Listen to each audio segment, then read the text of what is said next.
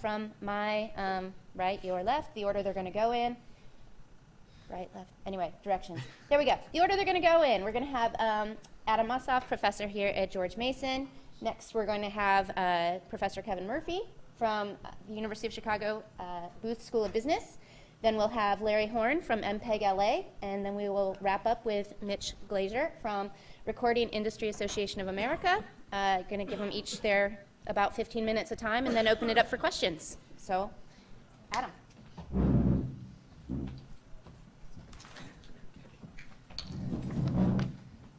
Thank you, Kristen, for that very short and utilitarian introduction. I'm not going to use PowerPoint. You know, the classic joke, if power corrupts, PowerPoint corrupts absolutely. Or what the reality is that, you know, I live in the 19th century, and if Lincoln didn't need PowerPoint, I don't need PowerPoint, right? I mean, they got along fine without it in the 19th century. Yesterday, in Richard Epstein's incredible keynote address, right, where he talked about why we would frame intellectual property as property, and how that serves an important function for both the creative industries on the copyright side and the innovation industries on the patent side, and providing a stable and scalable platform for entering into increasingly complex contractual and commercial relationships and producing new artistic or technological values. Now, as with much of my work that I've done as I do historical work, I have found that the theory that Richard propounds and expounds upon in his writings is repeatedly confirmed by historical evidence. And so what you find when you look at the historical development of our patent system, and especially in the 19th century, you found patent owners and as well as copyright owners, but I'm going to talk more about patent owners, engaging in incredibly complex and incredibly intricate contractual arrangements to maximize the benefit of new technological innovation. You had them creating, and this was not top down from the government, this was bottom up from the actual owners of the innovation itself, creating patent pools, creating all sorts of the licensing types of conditions that we now accept as the norm in the innovation industries and in the creative industries, such as restrictive covenants and conditions, geographic restraints, field of use restraints, and exploiting all of these to engage in price discrimination, and even the evolution of secondary markets, which may be of some surprise to a lot of people in this audience, because what you hear today is, in fact, secondary markets are new. And in fact, what makes all of these developments in the 19th century, I think, so important for us today is exactly that point. All of these activities are now being attacked in the patent policy debates. There was some discussion yesterday about patent trolls and what do they really mean. But the one thing that unites all of the varying and conflicting definitions of who counts as a patent troll is that it's someone who does not manufacture and solely licenses the technology. And this is a point I think that Kristen exemplifies quite well in her paper on this subject that I highly recommend to people to read. And you actually see explicit claims being made in such prestigious law journals as University of Chicago Law Review that secondary markets are entirely new. And in fact, what's evolved in the patent policy debates today in particular is this almost worship of the manufacturing inventor or manufacturing firm as somehow the sole purpose of why we have IP rights at all. And frankly, this is just absurd. This is an absurd claim that has no basis whatsoever in the foundations of our patent system and what it was created to do in the first place.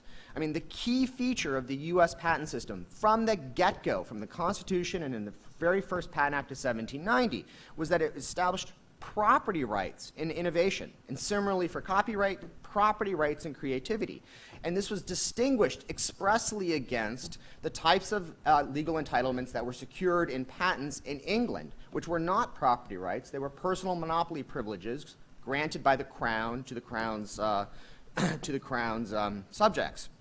And as personal monopoly privileges, they were not alienable. You could not trade with them in the market because this was a personal privilege that was granted to you by the king. So you couldn't go out and trade with it.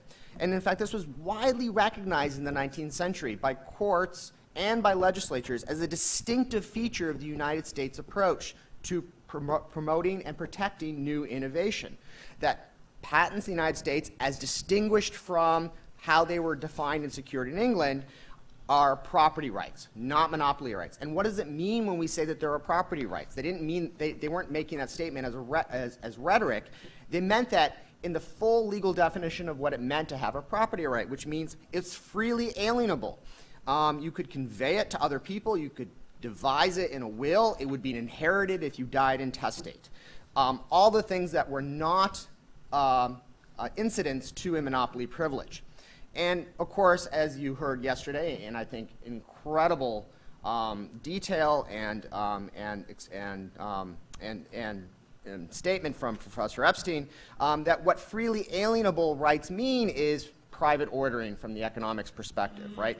That what you can then, that when you say to someone they have a property right, ultimately what that means is they can enter into the market, enter into contractual relationships with people, and engage in dynamic commercial innovation and the development of new corporate and commercial forms and practices to best deploy this new technological innovation and get it in the hands of consumers and everyone else in society to make our lives better off.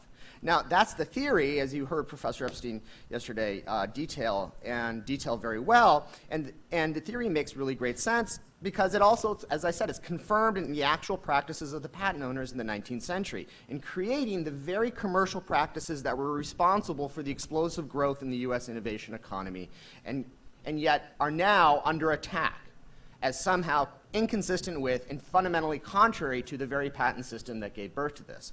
And I'm not, and just to make this clear, because people lose their perspective on this, all of the great inventions that drove the American economy in the 19th century, that made the Industrial Revolution what it was, that gave us that explosive, unknown economic growth that humans had never seen throughout all of its history, were patented. The mechanized reaper by Cyrus McCormick, the cotton gin by Eli Whitney, the lathe by Thomas Blanchard and other industrial and manufacturing machines, the telegraph by Samuel Morse, the sewing machine, Elias Howe, Isaac Singer, and many, many others, vulcanized rubber, Charles Goodyear, the repeating firearm, Samuel Colt, the practical incandescent light bulb, electrical distribution systems, the record player, and about 1,000 other inventions, Thomas Edison, et cetera, et cetera, et cetera.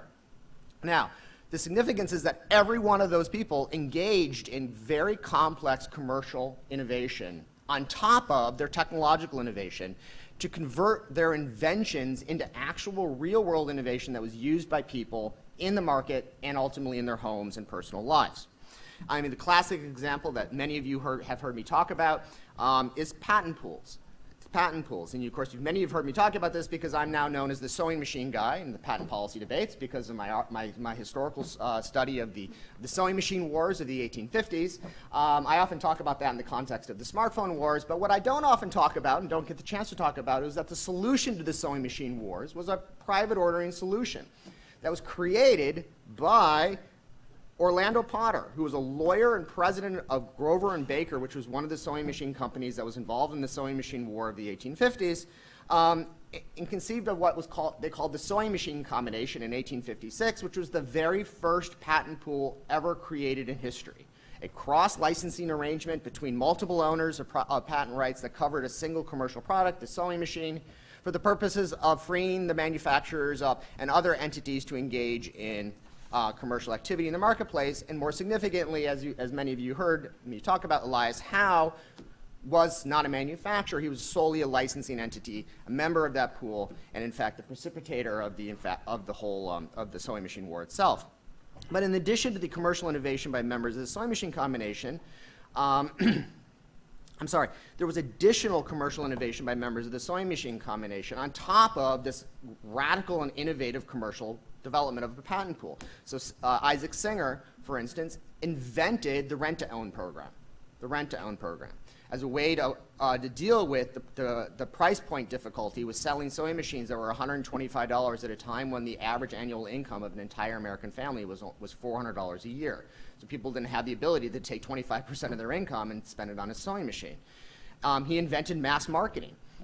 He was, consistent with the theme of our conference, he was actually trained as an operatic singer, so he would go to all of these fairs and he would sing about the glories of sewing as a way to get people to learn about how awesome sewing machines were.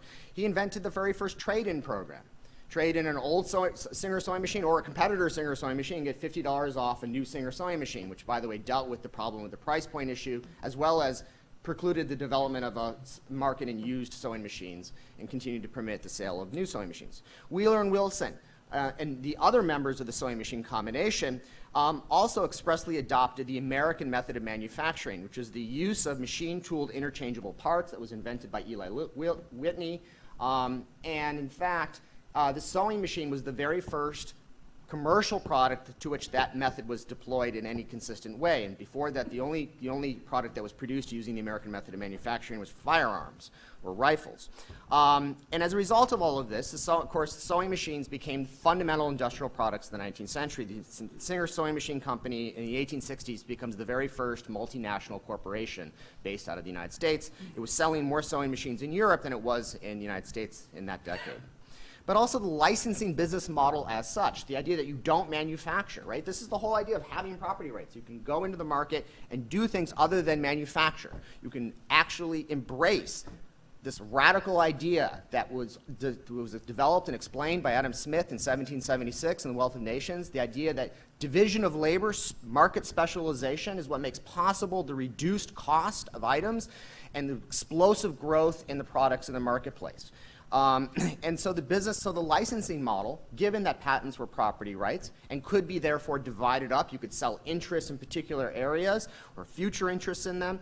I mean, in fact, the courts, as I found in my scholarship, applied classic concepts of common law property doctrines to patents. So for those of you who have nightmares from your Wendell property year, reading my scholarship may bring that back. And so there was widespread adoption of the licensing business model. And this is very important because this was innovative. This had never been done before. It wasn't done in England because you couldn't have the licensing business model in England. And a good example of this, which a lot of people don't know about, because I have not talked about it before in prior scholarship, is Samuel Morse, the inventor of the telegraph, who I mentioned was also an artist. I mean, he ended up, as an artist, he hated business. In fact, he repeatedly wrote letters about how I'm not a business person, I find the business world complex, scary. He did not want to engage in the business exploitation of his patents. And so he transferred his rights through outright sale and conveyance of limited rights to third parties to develop and commercialize his patented innovation so that he could then profit and benefit from it, his invention. In particular, Amos Kendall, Francis Smith, and Alfred Vail end up being co-owners of his invention. And Amos Kendall, who was originally President Andrew Jackson's postmaster general, engaged in incredibly innovative development, creates the Magnetic Telegraph Company, which licenses to other people to develop and commercially exploit the electromagnetic telegraph that Morse had invented. In fact, a lot of people don't realize this. The very famous case of O'Reilly v. Morse, decided in 1893, O'Reilly was not your innocent third-party infringer. He was originally a licensee of the Magnetic Telegraph Company who went outside the scope of a restrictive license conditions. He was restricted to only run a telegraph from Philadelphia to St. Louis. He started to run a line down to New Orleans, which was outside the scope of the geographic restriction imposed upon him by his license agreement, and so he was sued for infringement as a result of that. And so he was actually a willful infringer. Charles Goodyear, people have heard me talk about this before. Charles Goodyear, crazy rubber inventor, did not want to engage in manufacturing or commercial development just like Morse, and so he actually deployed many of the licensing features that are essential to maximizing the effective commercial exploitation of patents. As a result of this, you had extensive commercial development of patents through licensing and other commercial mechanisms, as well as in a robust secondary market, what we call a secondary market in patents now, which is the sale and transfer of patents between parties, and the use of what are called patent agents, which today we don't call them patent agents anymore. Today we call them patent aggregators, like Acacia or Intellectual Ventures and others. Patent agents are people who bought up patents or received massive amounts of rights from inventors to then go out into the marketplace and either license and sell those patents to other people. And this was so common, that when Nikola Tesla invented his very first radio-controlled boat, which was actually a radio-controlled torpedo, and because they were saying we could sink all these huge battleships that were being built in the 1890s. Well, and again, this will end war because it will make it impossible to fight war. Mark Twain writes to him from Europe. Mark Twain is in traveling in Europe at that time and says, I've heard about your new invention that you patented, this radio control bullet, and I want to be your patent agent in Europe to sell your rights. So again, representing the theme of our conference, the uniting of creators and innovators, Mark Twain, the great artist, the great writer, was offering himself up, was willing to be a patent agent to sell the rights of Nikola Tesla's patents in this radio-controlled boat in Europe at that time. So in sum, history confirms the theory enunciated by Professor Epstein and others about the commercialization function of property rights and creativity and innovation. And this has very important implications for our debates today. I'm out of time. Kristen's about to kill me, so I'll leave that for the question and answer period. So thank you.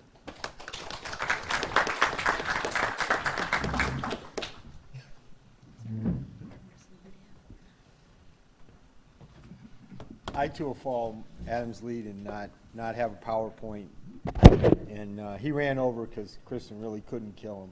If the property rights were better defined over time, he would have stopped on time. But hopefully I'll even give you the right to kill me if I run over. So, but the government won't, so I don't have to worry about it. Won't enforce that deal. Anyway, I'm going to talk about an industry that I have an interest in, I got involved in, which is performance rights licensing. And we talk about private orderings. That's an industry that's trying to, in some sense, find a way to have private orderings. For those of you who know much about performance rights are the rights to perform musical compositions in public. And that can, lots of users of performance rights. Bars, restaurants would be kind of one set of users, television shows, movie theaters, but they're dealt with in a different way, radio stations, internet providers, large number of different users of performance rights, and a large number of rights holders. And historically, that kind of diffuse set of users and diffuse set of rights holders created a problem. That is, if I'm an owner of a song and there are millions of people out there who might perform that song, how in the world can I monitor who's using it and collect? And one solution to that was collective licensing, where we'd have an intermediary, somebody stand in the middle, who would aggregate many rights together, simultaneously monitor all those rights, see who was using them, reach a deal to grant rights for those people to use those works, and then remit the proceeds to the rights holders. And a couple of major ones. First, ASCAP developed. It was developed as a group of rights holders. BMI came along later as a group of users. So kind of in that spirit of the two sides of the market both getting involved. Both were challenged under the antitrust laws because they were collective licensing. A bunch of sellers were getting together to license their rights jointly, creating antitrust concerns. One solution to that was, which was forced upon both, which was non-exclusive licensing. That is, even if you license your, ASCAP and BMI could not demand that people give them the exclusive rights. The idea would be that they'd have to still compete against the individual rights suppliers. So if somebody didn't like the deal they were getting from the Performance Rights Organization, or PRO, ASCAP or BMI, they at least in principle had the ability to go to users directly and say, forget it, they're charging too much, I'll just license directly from you. And the users in principle would compete against each other. That industry really evolved very much in the direction of not private orderings. It was almost always through the PROs, which you could say are private organizations, but they were subject to consent decrees and rate courts. And so we ended up in a world where, for various technological reasons, collective licensing made sense. And that was then, through the antitrust laws, led to a world in which the licensing was done collectively. The evolution of, although the right to license directly, the fact that they were non-exclusive licenses put upper bound on what people could charge, because they always had the right to say, forget it, I'll abandon collective and I'll go directly. Although when technologies are lousy and it's difficult to monitor, that upper bound could be pretty high. On the other side, however, part of the consent decree was you had to license to people. If they asked for a license, you had to give it to them, even if you had to later negotiate a fee, and that fee would be imposed by the court. You had really a form of kind of compulsory licensing, although the rate hadn't been set in advance, which meant that fees actually could be below market levels and sellers would still be compelled to sell. As the world evolved and technological evolution, product evolution, and changes in the market structure, particularly consolidation of rights and the combination of rights with other types of rights that were needed. For example, internet users need both the performance right and the right to the sound recording. There became a demand for alternative forms of licensing, and I would think as an economist, an opportunity to get away from the collective, not just collective licensing, but more importantly, collective licensing is okay, to get away from the kind of government regulated, non-private way of allocating rights. And that's where we are today. We're trying to find a way to get more and more away from a top-down approach and a more market approach to licensing. And it's a struggle. And it's a struggle partly because it's a difficult economic problem. I mean, I'm one of the biggest fans of markets out there, but one of the things that's always tough is a partially regulated market, because markets are really good at whatever you give them the incentive to do. If you give them the incentive to do good things, they'll do good things really well. If you give them the incentive to do goofy things or stupid things, they'll do a really good job of it. They'll be as stupid as anybody, and probably be very innovative in figuring out ways to be stupid. So you have to be careful. And so we've had, and I'll talk about a couple of things that came up. One is historically, one of the first attempts to try to get more private licensing was through per program and other licenses that allowed users to carve out certain parts and say, look, I'm going to, for my 5 o'clock segment, I'm going to actually do all the licensing directly. I don't need it, and you have to give me a discount off of the price you charge. Historically, the PROs, BMI and ASCAP, charge what are called blanket licenses, which is basically where you set a fee that's not based on your usage of music, at least directly. That has some good economic advantages. It facilitates cheap monitoring and other things. Also can give you efficient use. That is, you're going to use the music whenever it's valuable to use, and use the most valuable music without regard to having a marginal cost, kind of zero marginal cost. Indirect implication of that, because you have access to music that you get through the blanket license at zero marginal cost, it actually creates tremendous pressure for alternative sources of music. I got this music for zero marginal cost. You have to compete against that if you want to sell me some other music, and I think that's often forgotten. More recently, we had a case called, that was DMX. DMX is a music user that uses music in elevators. I'm just joking. The elevator is only one of the things they do.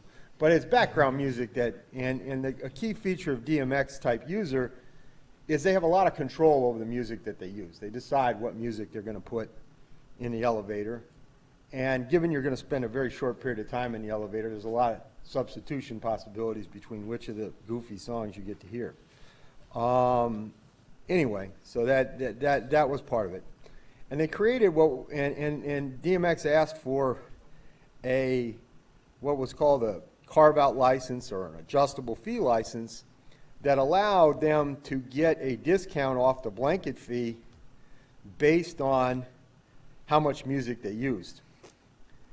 And the resulting contract really is tremendously flawed from an economic point of view, because if you have people buying under a blanket license and you're paying, say, for all your music, and you say that you have one supplier who gives you 20% of that music, and you're currently using it for, that you're using 20% their music, 80% other people's music, there's always, regardless of the price in that contract, there's always going to be a deal where you say, I'll use a little more of your music, let's call it 25%, and I'll pay you more in total than I am now, but less per use than I am now. That'll make both you and me better off. And the court took the existence of that contract as an indication that the price was below the competitive level. The problem is that contract is always feasible and in the interest of the buyer and the seller, whether prices are above, below, at, doesn't matter. So the fact, and then worse than that, they took the resulting price per unit from that quantity discount contract and said, well, that tells us what the price ought to be for a full contract. Well, think about what that means. It means like you go in a grocery store, they sell yogurt for 50 cents, $1 each, $2 for $3, $1 each, 2 for $1.50. They say, oh, that tells me that the right price is 75 cents. And they impose that as the price on the per unit basis to start with. So it was really a flaw, and it gets back to this whole question. And not only that, I'll give you not only the discount on that yogurt, I'll give you that discount on everything else you buy in a grocery store. Well, obviously you have a strong incentive to do that contract. So I think the courts kind of erred in that direction. A second one is more recently, sellers have decided, have asked for the rights to withdraw rights from these organizations and license them directly. Now, there are issues with direct licensing. And one of the issues for users that are substitutes. Some users view different types of music as strong substitutes. For those people, withdrawal of rights doesn't create a problem. In fact, it creates more competition. You can play one guy off against the other. If you have users who view them as complements, then what you have is a fragmentation of rights and actually can lead to higher prices. But the problem is, the reason we have a consent decree is because the aggregation of rights creates market power. But if they're complements, that doesn't create market power. It actually solves market power. It actually goes in the other direction because the disaggregation, it solves the fragmentation problem. So it's at odds with the whole principle you should regulate rates. So if you're going to say you can't withdraw because they're complements, then you should let the PRO charge. You shouldn't regulate their rates. It's like for the substitutes, I understand why you have to have non-exclusive licensing. So I think we have a lot to learn. We have a long way to go. The industry's really struggling, I think, from my perspective at the moment. And one of the questions is it going to exist as it stands now? One possibility, it's going to fragment more broadly, that people will not just withdraw specific rights, but withdraw all rights. I think that's probably the worst scenario because that forces many users for whom it's efficient to go through the PRO to move to direct licensing, which I think would be a mistake. It'll end up for higher prices for users and lower net prices for sellers. So I think we're struggling. I think a more full-fledged deregulation, maintaining the non-exclusive nature of licensing, to me, seems like a better way to go. It's not that there won't be problems, not that there won't be struggles, but I think this partially regulated, court oversight is not a prescription for getting us where we want to be. I think we need, if you're going to go the private route, I think you need to go more full-fledged in that direction. I think it's very difficult to have this halfway solution. I don't think it's going to serve users well or serve rights holders well. Thank you.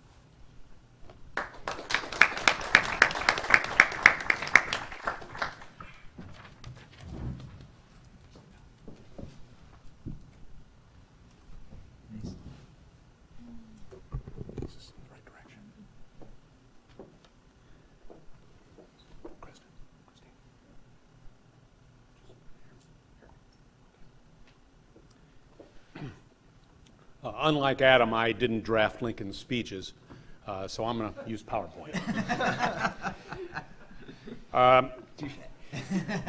That's only in total admiration of your writing. I'm Larry Horn. I'm with MPEG LA, as introduced. In these few minutes, I'd like to tell you, in keeping with the theme of this morning's sessions, by the way, how the market has worked very, very well when it's allowed to. And I hope you'll see this not so much as an historic study, as much as you see it as a cautionary one in terms of how we might move forward with respect to intellectual property and try to get out of its way and not mess it up too much. For those of you who have heard this presentation, I apologize. And for those of you who haven't, I love telling this story, so it's not burdensome on me, I can assure you. This is what we're talking about. And in deference again to Adam, I emphasize MPEG-LA pioneered modern patent pool licensing because, as he has so well demonstrated, patent pool licensing was alive and well in earlier times and led to some of America's most illustrious industries and the world's as well. Here's what we're talking about. Normally, licensing is done one to the many or many to the one, pretty elementary stuff.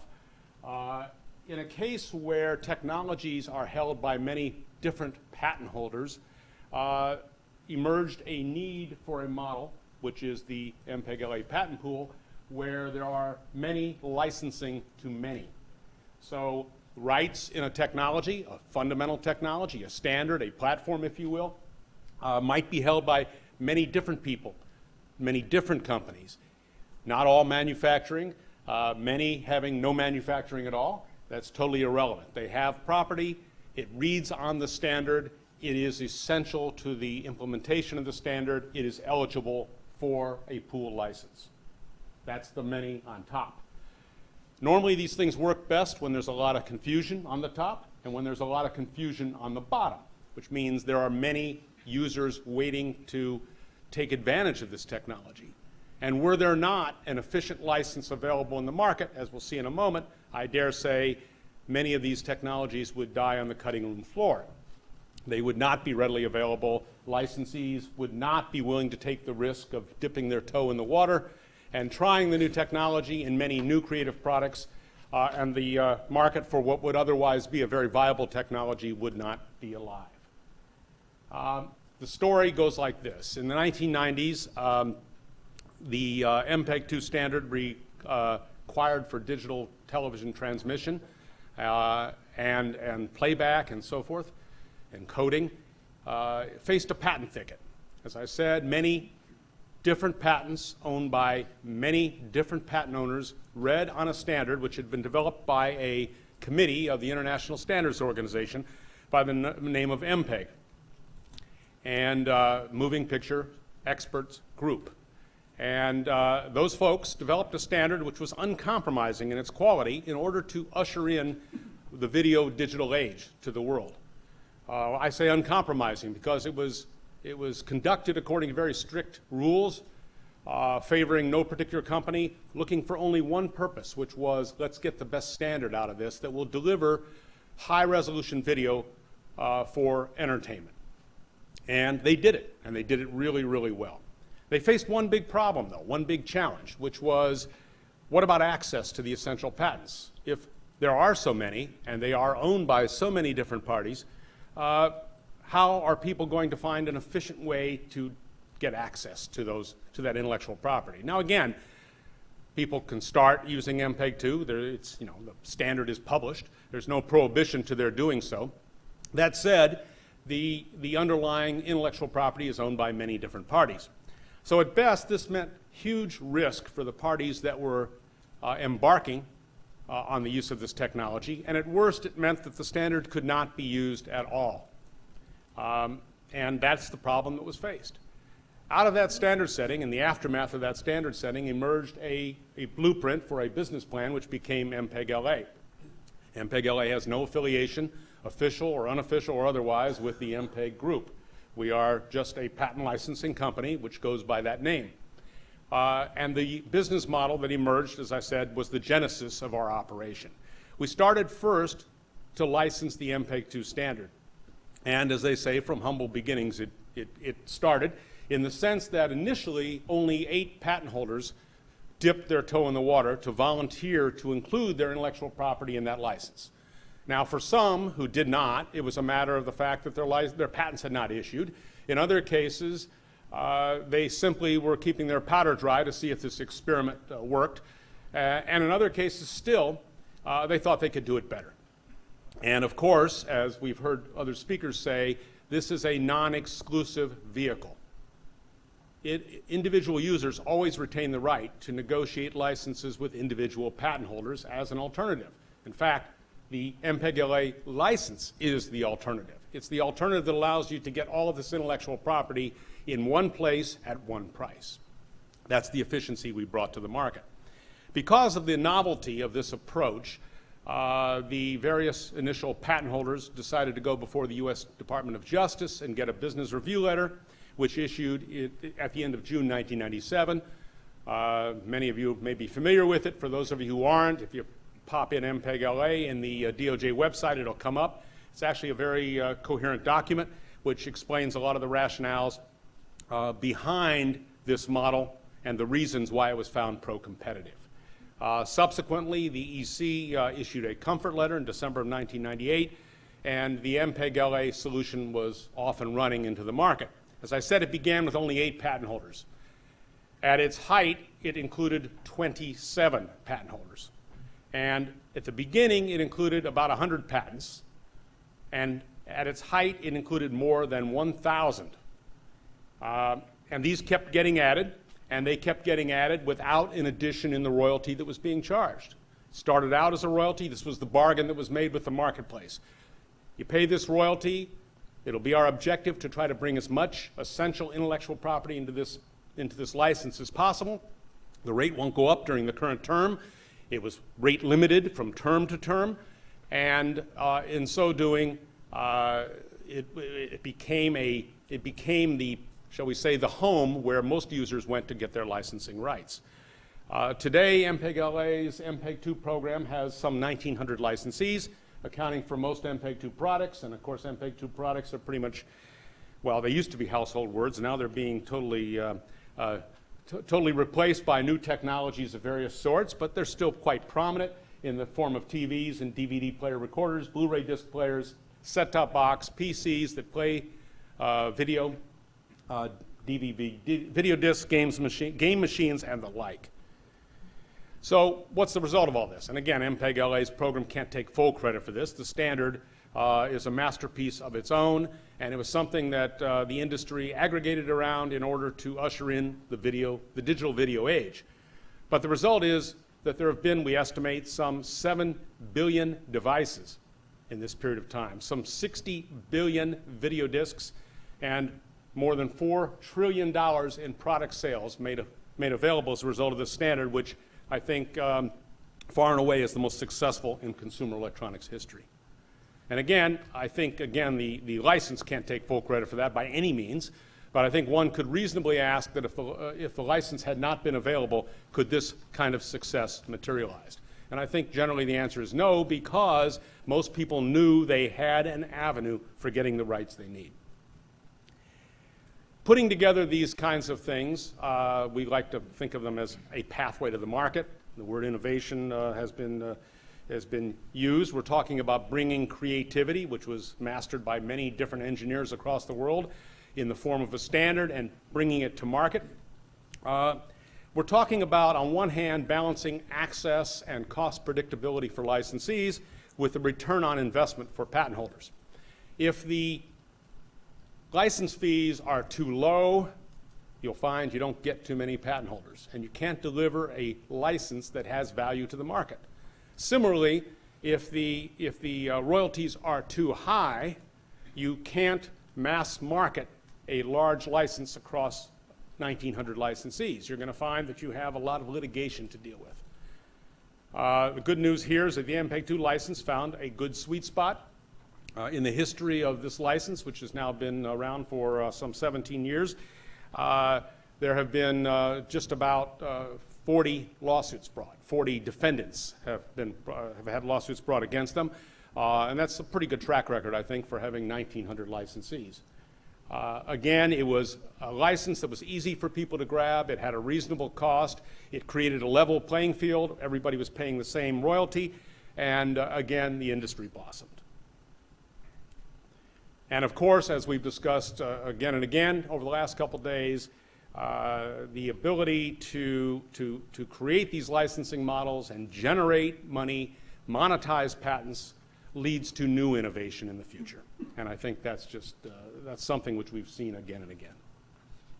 Today, this model has been repeated in many forms. There are other companies out there offering pool licenses. MPEG-LA itself operates licensing programs now consisting of over 9,300 patents in 75 countries with more than 185 licensors and approximately 5,900 licensees. And just, I'm not going to go over these, but this is an example of the different programs which are currently active, all of these around various standards. And again, we've also used this model around various platforms of various sorts, to varying degrees of success, I might add, but we're still working on them. But these around the standards all uniformly have been successful, and there are a variety of technologies that are represented by these. I guess the biggest note, of course, is that you always notice the enormous growth in these programs. Obviously, you're going to start out with 0 licensees or a few licensees to begin with, but just the sheer growth in the number of patent owners in each of the programs is quite remarkable, with a couple exceptions where most patent holders actually began in the program from the get-go. One other thing about this is that a licensor who makes products, who sells products into the market, is treated the same as any other licensee. They pay royalties at the same rate as any licensee who does not have patents. Obviously, the royalties that come out of this vehicle are distributed to the patent holders in proportion to their patent holdings. That's a given. But it is in their capacity as a patent holder that they get a financial reward out of the pool. As a licensee, they have no advantage. They are treated exactly the same. They sign the same license, and they are held to the same terms. And it's a very important thing of fairness that has allowed us to market this license widely across the world. One of the first questions I'm always asked is the question from the day one when we started this licensing program, are your patent holders paying these rates? And if you can't unequivocally say yes, then you have a longer discussion. And thankfully, we have not had very many lengthy discussions when it's come to that. We've discussed other things, such as the terms of the license, but some of the fundamental principles of fairness have been above question. Again, not going to go through this, but this is a list of the patent holders which are represented by those pools. And the only reason for putting it up, in case you should want to look at it in more detail later, and it's on our website as well, is that there are representatives of virtually every kind of industry. There are many companies here that, as I've said, make no products. There are universities here represented. In fact, Columbia University is one of MPEG-LA's owners and was one of the initial 8 patent holders in the MPEG-2 patent pool. But it's a highly impressive and representative group worldwide, and with big concentrations in Europe and Asia, as well as the United States. MPEG-LA, as I said, continues to design new business models with similar pro-competitive benefits where we can balance affordable access with incentive so that consumers can get the opportunity to receive important new technologies. We are working in biotechnology now on several fronts. We are working in nanotechnology, a much confused word, but with this one with near-term application in energy storage. And what we're finding also is that where we can combine a technology transfer component with our straight patent licensing, we also have something of additional value to offer the market. I'd like to leave you at this point with some issues, though, that are of concern. There are some storm clouds on the horizon. These aren't new to you, and they're certainly not new if you've attended the 2 days of the symposium here. But private ordering solutions, yes, they've incentivized innovation. They've created level playing field opportunities for new products, and they've averted legal risk for their licensees. But they are not beyond the influence of changing conditions to inhibit them. And I'll give you a few examples. Again, I won't belabor them. But obviously, there's the general issue of respect for intellectual property as an innovation generator. We've heard much about that. I think that's the fundamental premise on which all this starts. You have to accept and understand that intellectual property is an innovation generator, and you go from there. And to the extent that that is devalued there's a problem. And vehicles like the MPEG-LE patent pools will start to fade, so will all intellectual property in terms of its effectiveness in generating new products and new industries. Treatment of standard essential patents is certainly something we're familiar with. In recent years, they have been devalued. One might say that we have devalued most what should be devalued least, or that we've devalued, well, I'm not going to go try to turn that one around. But the point is they have taken a dip in their value, at least as courts have tried to find them, and some of this is the application of a very nebulous, fair, reasonable, and non-discriminatory concept, which the courts have tried to make into a more or one-dimensional mode. We rely on the market. The market will tell you what the right price is. With 6,000 licensees accepting these licenses, I think it's fair to say that licensees know what is fair and reasonable. The absence of injunctive relief is another, and reliable enforcement systems. Obviously, in China, there's a serious problem. Maybe they're emerging, maybe they're not, but there's a serious problem. The enforcement systems are not as reliable. And I'm certainly concerned that in the U.S. they won't be soon either. And again, I think that's something that unites us here. So these are all issues. And the last comment would be that in some of these cases, the short-term gain for patent pools could be pretty great. If standard essential patents are devalued, well, then the value of patent pools probably goes up, because it's a better home for your essential patents than you're going to find if you try to go it alone. That said, if over time standard essential patents are devalued and intellectual property is disrespected, then the answer is there aren't going to be too many standards to license around going forward. People are going to keep their secrets to themselves. They're not going to disclose them. And there won't be pools to build around these fascinating new technologies. Thanks for letting me go over.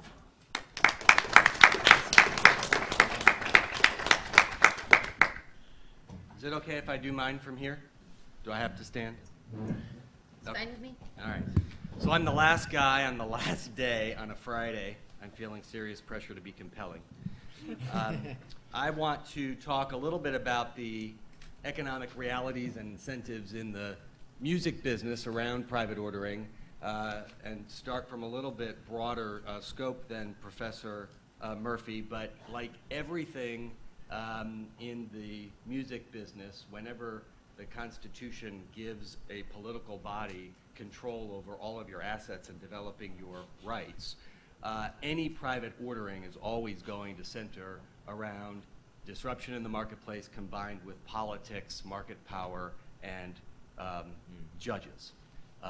And as we know, judges don't always agree with each other. If you just look at the difference between the judge that controlled the rate court for the performance rights scenario that Professor Murphy talked about, and God bless him, he lived into his 90s. I mean, they kept him alive as long as they possibly could. But when he finally said, I have to go, the judge that took his place had a completely different point of view about the rates, and based on a transition from the analog world to the digital world, basically saw the market in a very, very different way, which changed how people have to view private ordering. It all starts with the original conveyance that Professor Mossoff referred to, in the two copyrighted pieces in the music industry, the musical composition, the songwriter's composition, and the recording, the artist's rendering. The older one being the composition, there has to be that original conveyance from the songwriter to a music publisher. Why? Because songwriters like to write songs. They don't sometimes like to do venture capital and administer rights and try and enforce against a bar or a restaurant in 4 states away. And then the music publisher, who administers the rights, provides the venture capital, does the licensing, does the enforcement, oftentimes by themselves they can't do it either. So then they have to convey to a society like ASCAP or its competitor BMI, which was created by the broadcasters themselves as competition to ASCAP because of market power, still viewed as too concentrated. The government comes in, the rest is history, we're in a giant mess.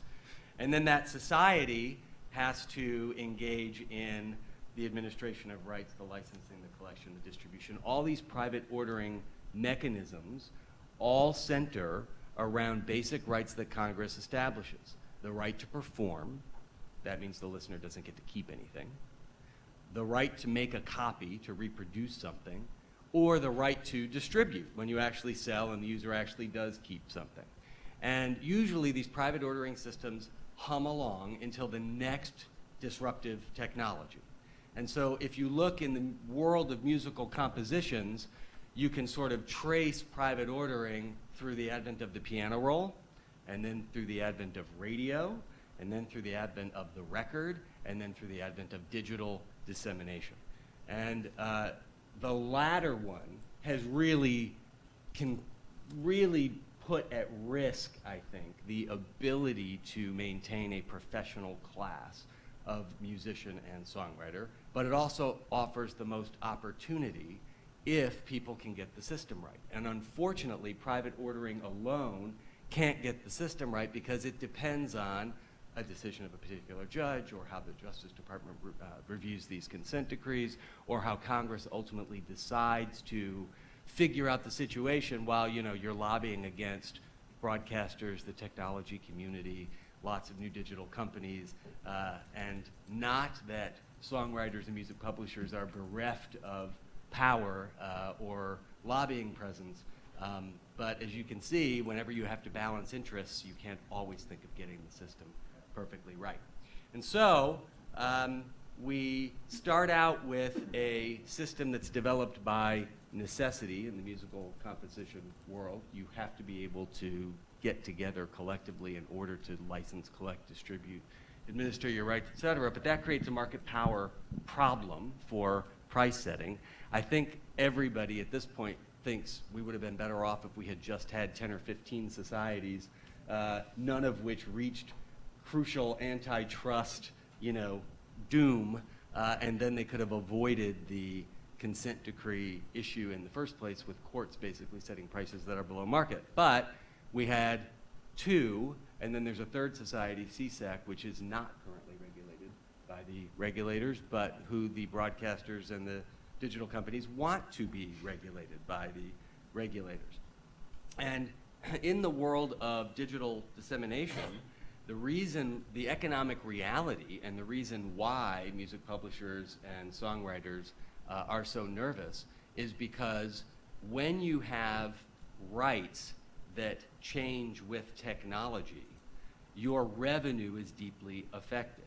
So we used to live in a world where half the revenue of a songwriter came from physical sales of records. It's called the mechanical royalty. And so it was half their revenue came from distribution revenues of physical things, and half their revenue came from performances, radio, bars, restaurants, what we call general licensing. Well, what has happened over the past 10 years? Physical sales have gone down like this. No longer does a songwriter receive half their money from mechanical royalties and half their money from performance royalties.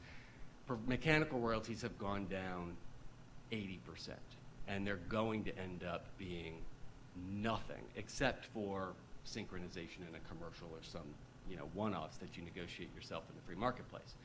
So half your revenue is gone. The other half is in performances.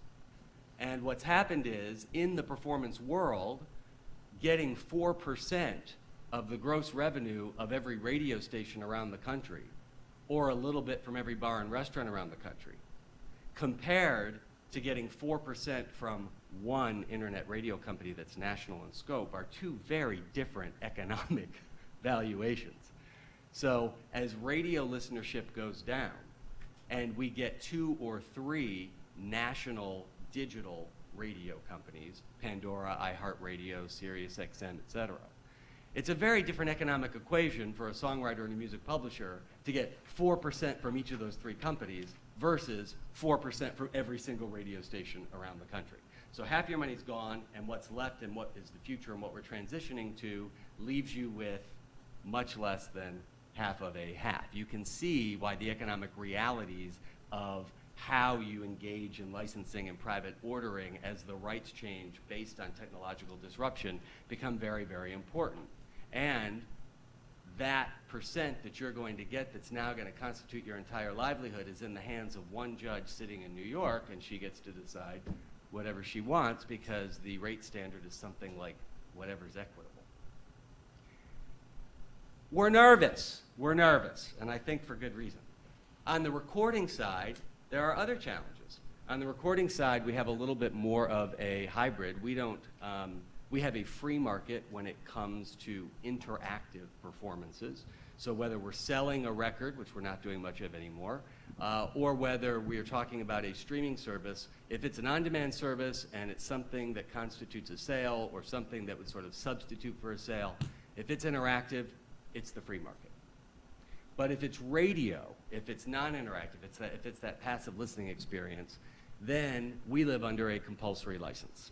And it effectively operates the same way that the consent decrees operate, which are technically in a free market but regulated, and that 3 judges sitting in Washington, D.C., instead of 1 judge sitting in New York, gets to decide what your rate is. And at least in that case, the standard that is dictated forces the judges to look into the marketplace, to look at those interactive deals. And they can say, well, all these interactive deals were cut.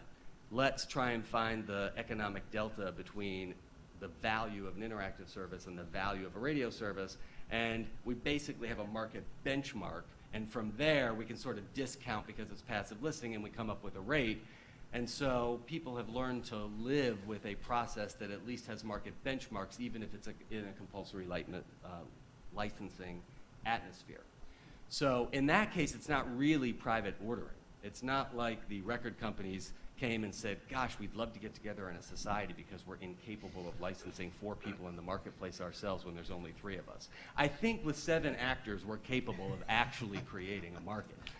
But because of politics and because of the fact that rights have to be granted by Congress in the first place, going back through history, on the recording side, we didn't even have a federal right until 1972. Why?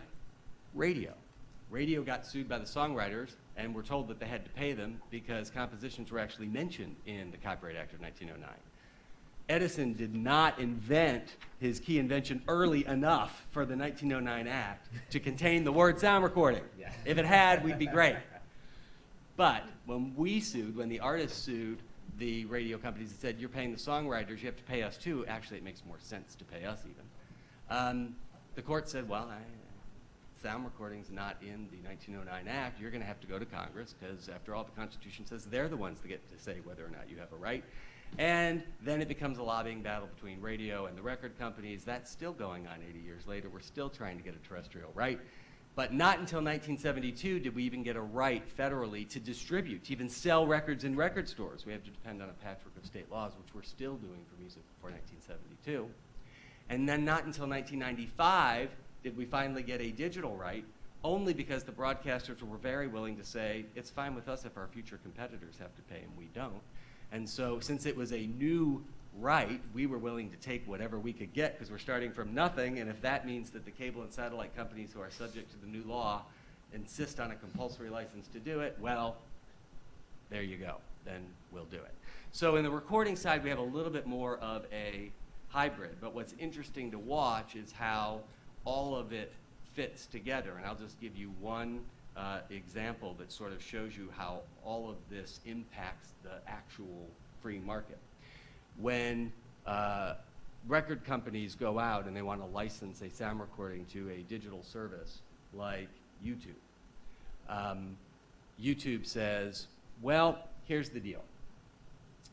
We will license you at this rate that we consider to be quite low given the millions of tracks and the responsibility, the fact that we're supporting what we view as an entire business model for them. And you can take it or not. But if you don't want to take it, we're going to consider ourselves an intermediary, and you can just send us a bunch of notices, and then we'll just take down whatever's put up there, and it'll reappear 2 seconds later, and then you can send us some more notices, and then we'll take it down, and it'll repop up again. So here's the deal. Either we get complete immunity, and there's an ineffective notice and takedown system, and you get nothing, Or you can take this really low licensed rate and we'll engage in content filtering and help you. And we say, I guess we'll take the low rate.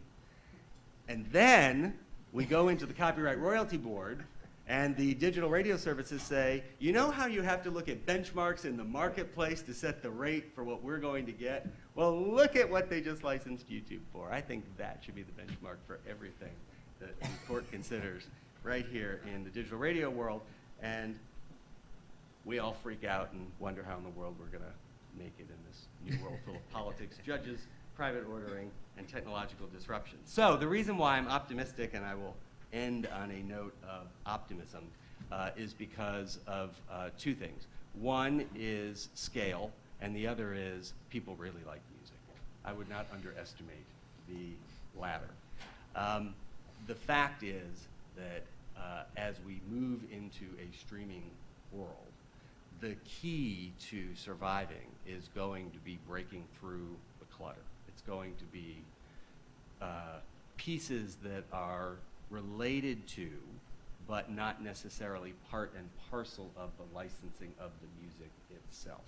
And so marketing and promotion and branding all become even more important. Now, you may be a person that likes the Milk Carton Kids more than Lady Gaga. This might upset you because, you know, it used to be that Bob Dylan and Janis Joplin, who took 4 records to make it, could actually get funding beyond their first record with a little bit of faith from a venture capitalist who believed that eventually they would make it. We don't have the money coming in to actually do that today. But we do have a giant distribution platform which allows people to get noticed and for the cream to rise to the top over a period of time, with which scale might actually produce enough income from the licensing of the music itself, along with promotion, marketing, branding, other sources of income that will allow us to continue to flourish. So hopefully our culture continues to grow in a positive direction, but if we don't get it right, if the courts don't get it right, if Congress doesn't get it right, if private ordering can't exist around them to make it convenient and easy, we have a lot to lose.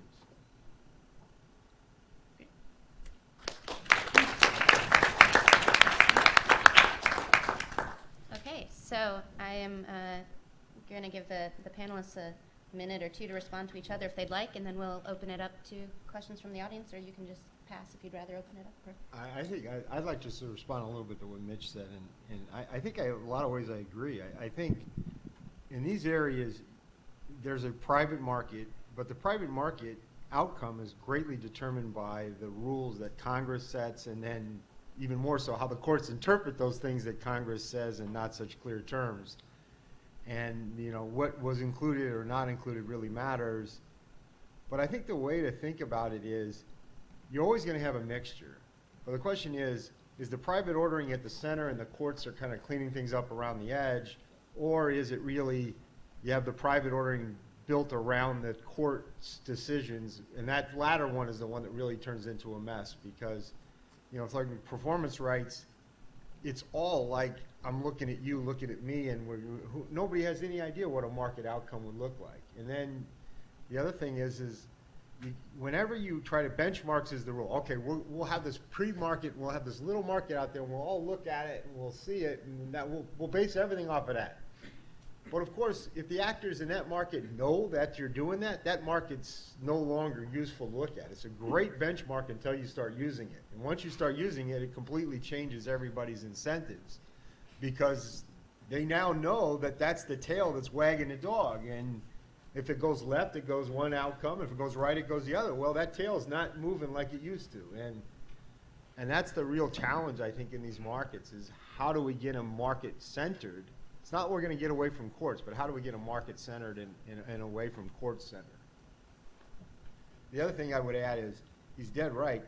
All these innovations, they don't reduce the value of music. These are not substitutes for music. They're substitutes for the existing ways to distribute music.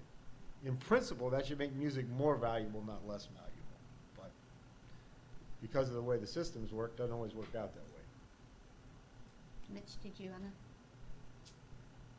I just agree. I don't know what to do. I've never been in this situation before.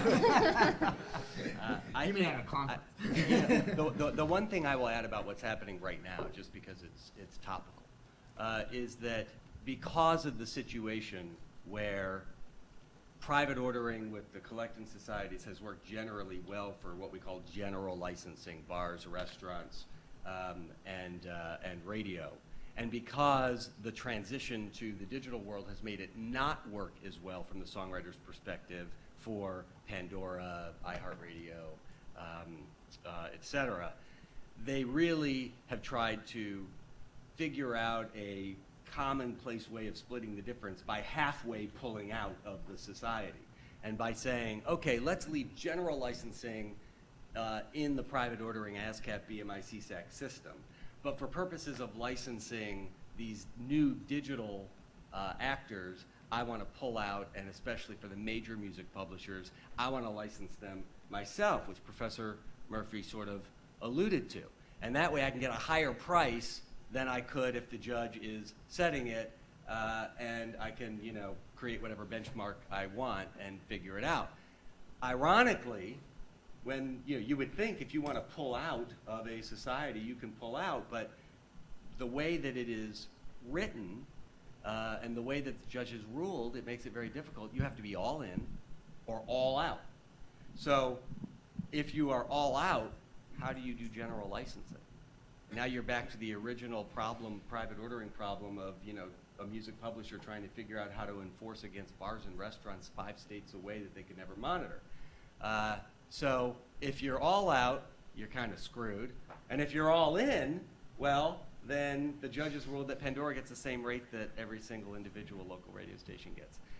And so this is why they've asked the Justice Department to review the consent decree. And they've asked the Justice Department to recommend and interpret it in a way that they can come half out and stay half in.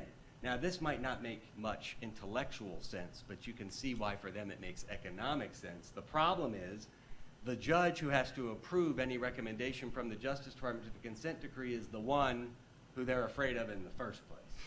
So basically, they've gone to Congress and they've said, listen, we've got to figure this out in a way that makes some sense.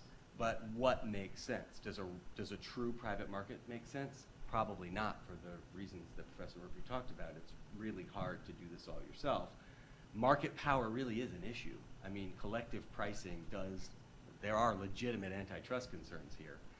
And compulsory licensing, well, we all know how fun that is. So, you know, what is the right answer here, and how do you get all the parties around the table who are fighting over pricing to do it? And will it take so much time that everybody dies before, you know, we ever get there? So, and this new judge is young, by the way. Oh, and on that happy note, And yet you're optimistic. I'm optimistic. That's a great combination. yes, why don't we take some questions from the audience?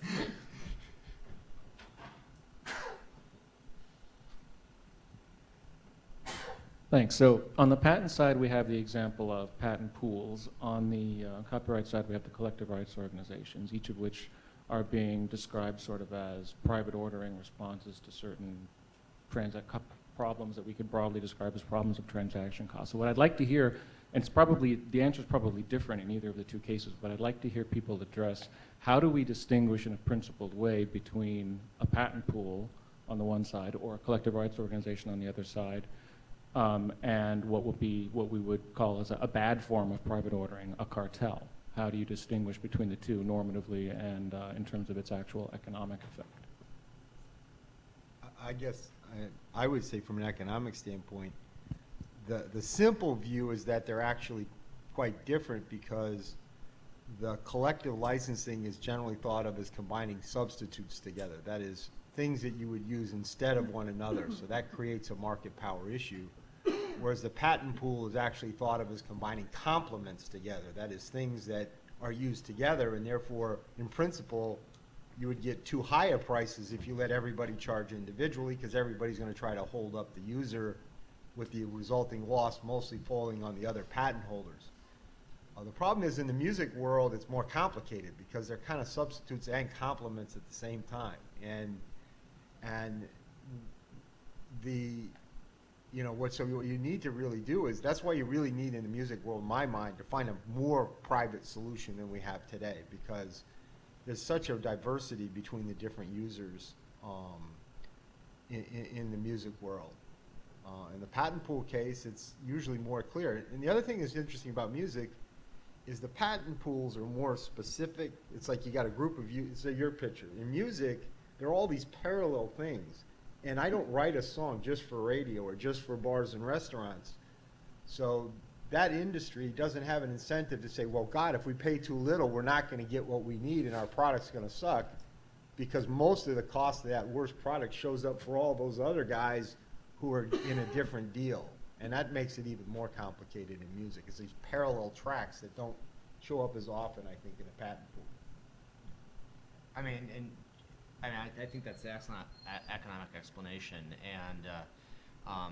but at root, I think that it's important to kind of push back in the way that Stan Leibowitz did yesterday against what I think you properly referred to as the moronic use of monopoly as rhetoric in referring to IP, against the moronic use of cartel to refer to what are clearly efficiency maximizing and wealth maximizing and innovation producing private ordering solutions like patent pools. And unfortunate in the public policy debates today, you just kind of see this knee-jerk, unthinking, oh, well, those are just cartels. Anytime people get together, well, then all corporate forms are cartels, because corporations are just nexuses of contracts. And so why do we even let corporations exist? And so, and what you really see with the patent pools, and I can't speak too much to collective rights organizations because I don't know those as well, but in patent pools, there's a legitimate market problem created by the legal fragmentation of rights, and the incentives are there for people to overcome it. And so it's not a surprising story to tell. It wasn't surprising at all to me. When I didn't know where patent pools came from. I just discovered in my historical research that this was actually created by the patent owners themselves, because they wanted to get to market, because they were like, look, this is Orlando Potter's. Orlando Potter pitched it to all of the other owners of the sewing machine, patent owners of sewing machines. There was 4 of them. He was only able to do so because they all happened to be in 1856 in one place for one of the big trials that was going on in the sewing machine war. This is the 1850s, when it still took 3 days to go from Boston to New York. And so he got them all in a room, and he said, look, we're suing each other. We could all be making a lot more money and doing a lot better job if we just get together. Now, the sewing machine combination ended up doing things today that would be considered cartelization, like price setting and other things. And that's why, when I think MPEG LA they went to the DOJ and said, we want an approval letter, because they needed to do that because the de facto policy, if not de jure, going back several more decades, was patent pools are cartels. And so you got this, one of the points was no price control, no price setting, and they have to be complements, not substitutes, and things of that sort. And so I think this is the way that they get at these issues. And I think that they're doing a fairly good job actually in practice. And it's why you saw after, I think you're very humble about the innovation that MPEG LA led to, because after MPEG LA got that 1995 letter from the DOJ, there have been 97. There have been tens of thousands of patent pools have been formed. We are just oblivious in the commercial, as regular people, the amount of patent pools that exist in the background, working out of sight, that are making it possible for us to have our products. I think the way that you frame the question is really important too, because it has such political overtones that are used all the time. In the realm of public policy, if you're the licensee, on the one hand, you want to have minimal transaction costs and you want all the licenses in one place so that you can get it. And so you run to Congress and you say, I want the ability to lower my transaction costs and to get everything I need in one place. And then when that's done, you say, look at this cartel that's formed that's setting all these prices that are so high that I can't afford it. These people have to be controlled. For God's sakes, I can't pay this much. And so, they're a cartel or an efficient licensing transaction society, depending on which stage you're at in the game, and that's what you use basically to try to get a compulsory license or a consent decree or whatever it is that will regulate or semi-regulate this particular market, you hope to your own advantage, and then it becomes basically a political power war. Just to add, with a risk of a little repetition, the emphasis on complementary patents is very key. The standard prescribes a way to do things according to the specification provided, and the patents that are essential to that are complementary by definition. That's just the way it works. The standard doesn't tell you, when there are options in terms of implementation, the standard doesn't tell you, it doesn't limit you in terms of those implementation options that you might select, and which of course would be on a more substitutable level. And so that's the first thing. Second thing is there are competitive technology options out there. There are many compression technologies at play, obviously more now than there were when MPEG-2 was around, but nonetheless there were many options when MPEG-2 was around, including many proprietary ones as well as some other standards. So again, users of the technology can choose the technology that suits them best for the products they want to bring to market. Second of all, there are licensing alternatives. We made a big deal of that point, but it's true. You always have the right to bilateral licenses with individual patent holders to negotiate those. MPEG-LA's license is just one alternative. We only offer one license. We don't customize it. It is what it is. And the terms, by the way, are decided by the initial group of patent holders who participate in the pool, not by MPEG-LA. So there are safeguards built in, and again, it comes under the umbrella of non-exclusivity. That's a great question. Getting back to YouTube, it seems they have market power. Is there any prospect of some judge telling YouTube they have to pay more? I've never analyzed from an antitrust perspective, whether or not you could claim that YouTube has enough of a lock. My guess is that would be very, very difficult to do because of the number of sources that are out there, and because of the business model that they employ. And at the end of the day, if there's one thing I've ever learned about antitrust, it depends on how you define what a market is. And if you can define a market the right way, you win, and if you can define a market the right way, you lose, depending on which side you're on. And so I can't imagine, at least right now, the Justice Department coming to a conclusion that YouTube has violated or reached that point, but I'm a novice in that area. Yeah, I'm not a lawyer, but last time I checked, just because you have market power doesn't mean you can't charge the prices you want. They might limit what practices you can do, but they don't directly say you can charge this price or can't charge that price because you have market power. And that's, probably a good thing if that's the rule, but maybe more lawyers here than me, but that was the last time I heard that was what it was.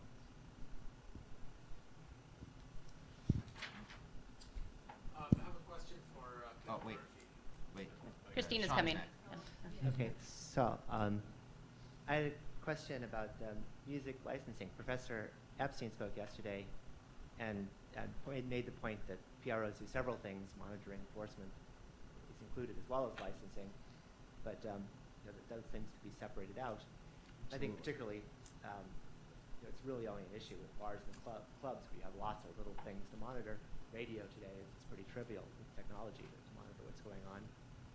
So my question is, could you use technologies further and say, set up a system of licensing that's also based on automated licensing or spot market or one in another model like that? And then we could test, see whether fragmented rights do lead to higher prices or not. And so in my mind, that seems like a clear, beneficial solution, just to open it up and have a fully interactive system where sellers set a price and buyers decide where they want to buy or not. So do you outlaw the PROs, or do you allow these other forms to compete against the PROs?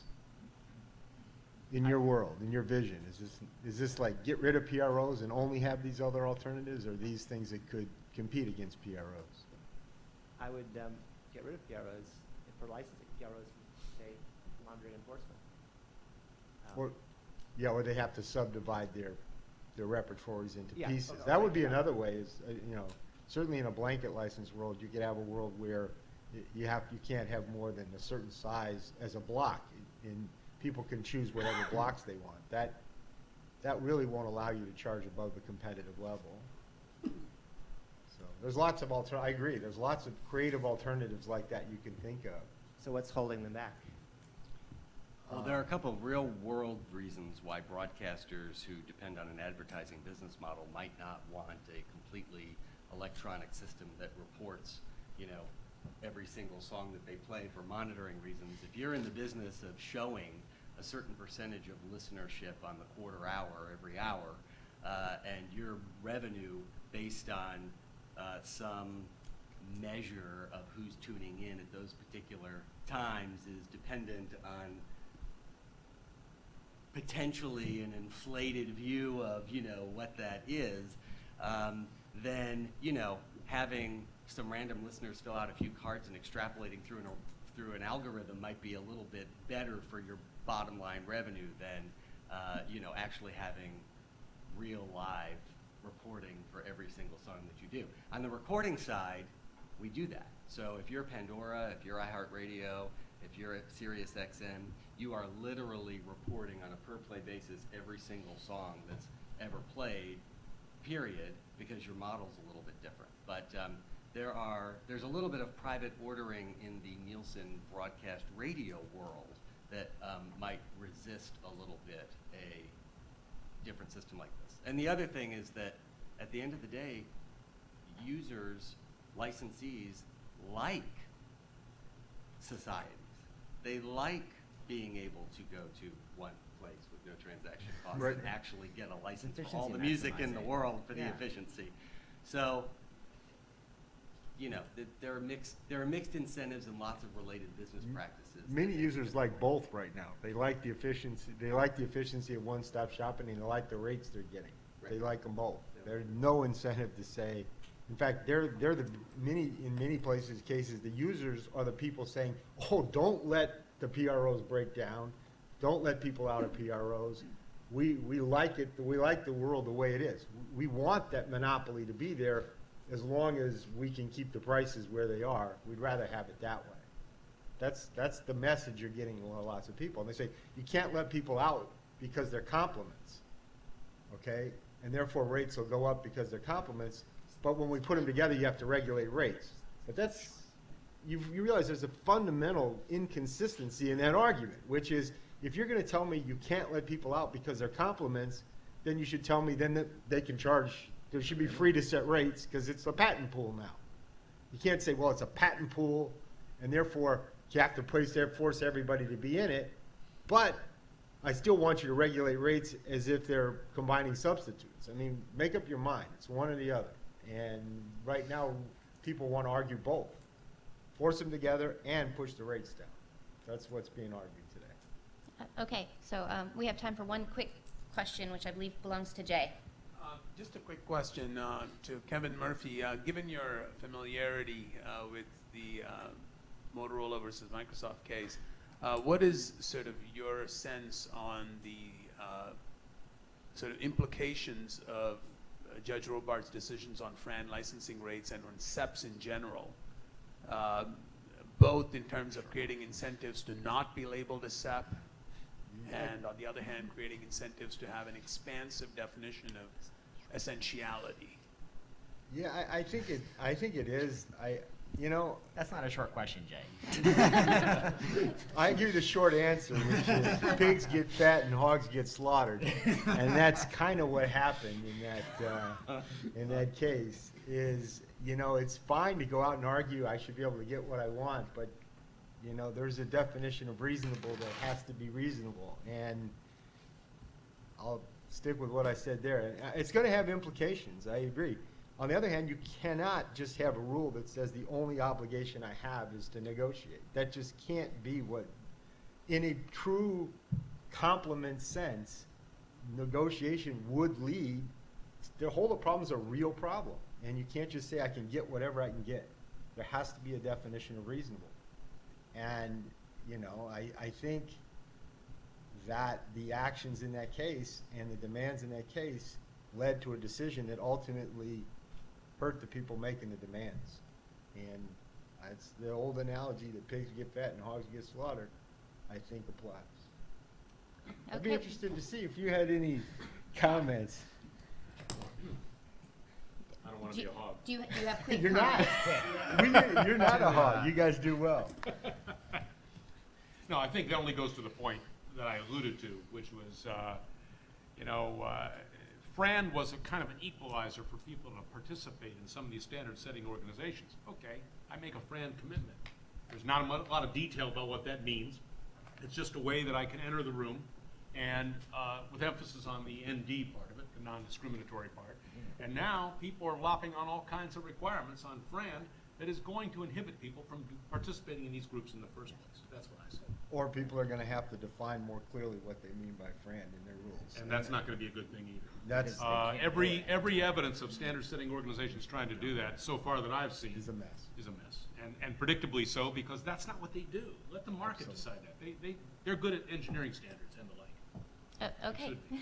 So if we can thank our panelists and. My pleasure.